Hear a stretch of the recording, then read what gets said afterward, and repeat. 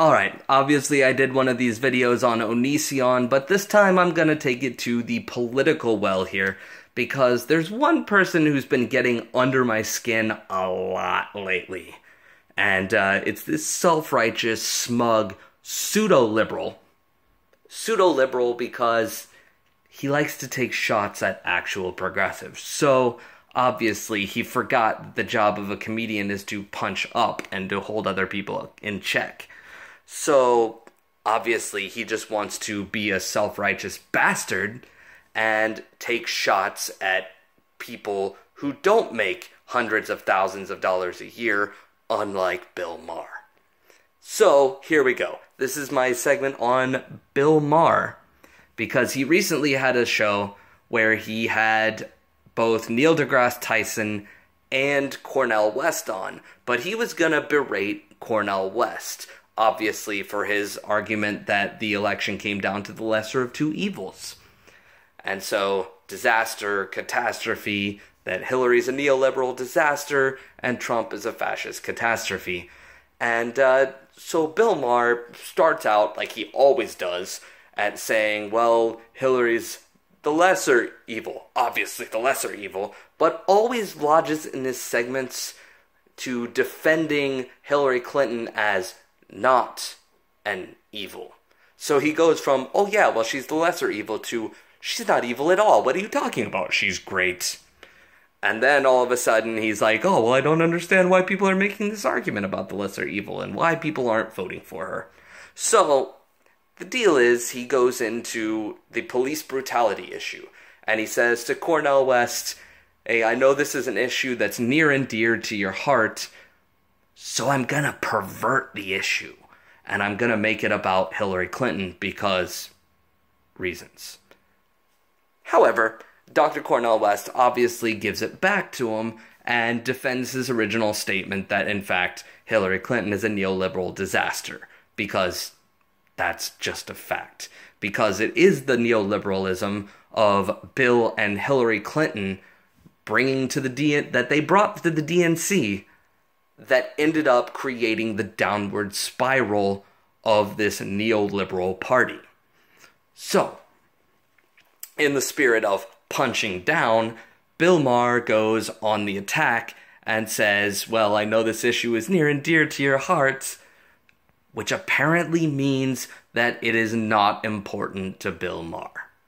At least, not as important as whether or not Hillary wins or loses. Obviously, that's more important. So, it doesn't matter if the police kill you unless you voted for Hillary Clinton. If you voted for Hillary Clinton, well then obviously you can be a victim of police brutality. Otherwise, you're to blame for your own assault. So, obviously, Cornell West, not afraid of the confrontation. And I also have to point out that it was really funny when Neil deGrasse Tyson chimes in and he's like, why are we talking about the election again? Why are we saying this? And then Bill Maher has to defend his point by making a really stupid counter, which is, they didn't learn the lesson from last election. Which showed his complete lack of ability to understand that the reason they lost the last election is because Hillary Clinton didn't talk about policy. She didn't really talk about changing anything. She said, you're with me.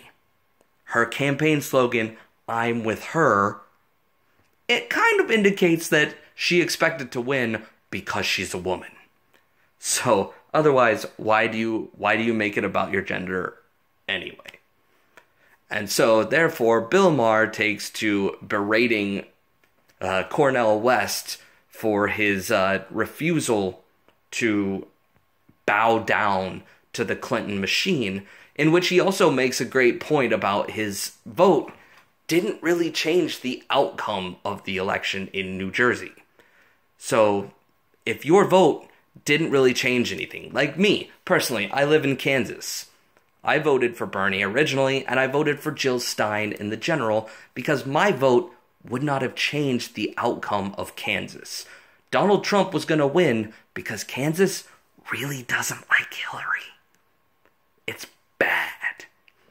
And so Bill Maher thinks by berating people who wouldn't vote for Hillary, that somehow he's changing outcomes in the next election, because everything in the election is about wins and losses, instead of the policies that you support.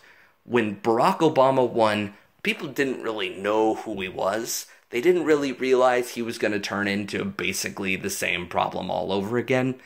Hence why he gets the Nobel Peace Prize and then drops over 26,000 bombs.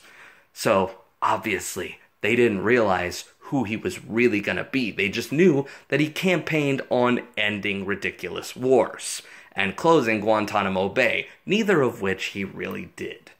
So, you had this issue where Barack Obama wins. Barack Obama wins because of the issues that he ran on. He ran on single payer, which is overwhelmingly popular and was even back then. However, he gets into office and he doesn't promote single payer. In fact, they go to this Republican-held plan that had no cost controls and really put the insurance industry in the hands of the insurance companies, instead of promoting the public option and using the bully pulpit, which is what he should have done. And that is, go to the Democrats who aren't in support of it and say, no, we're going to beat you over the head with it in the next election if you don't vote for the public option, which would have been the best case scenario, because people would have realized, hey, Democrats are now actually fighters. They're now actually going to represent something, and that would have won enough support to push them through the 2010 primaries, or the 2010 election cycle. And so, therefore, they would have had more people there to actually continue to push through progressive policies. But they didn't do it, therefore, they lost. Hillary Clinton is a part of that premise. That what she doesn't represent the things that are actually going to make people go, she actually cares about us.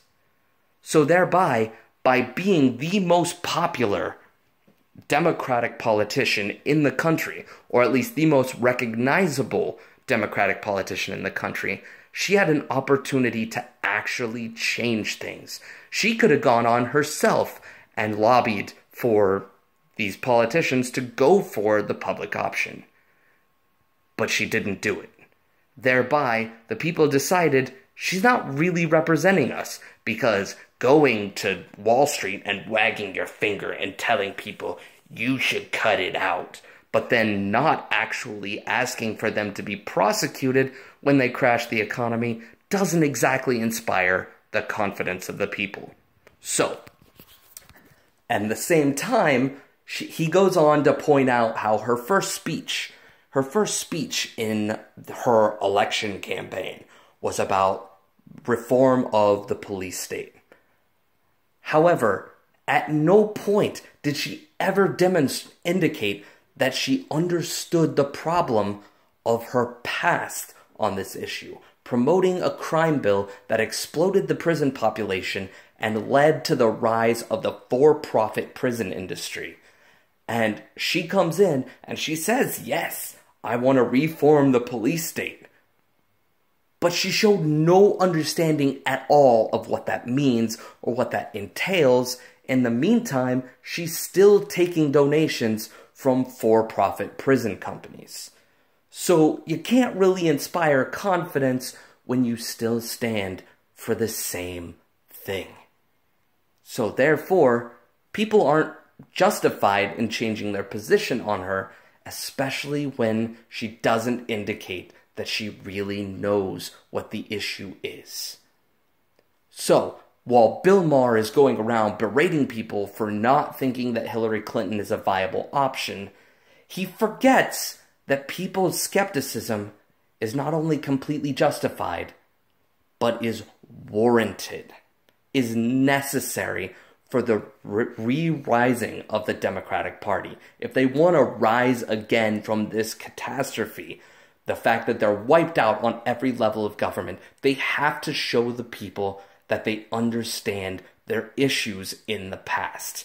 They're going to have to rectify those issues to the people Otherwise, people are going to start to go to a third party, and the Democrats will never be relevant again.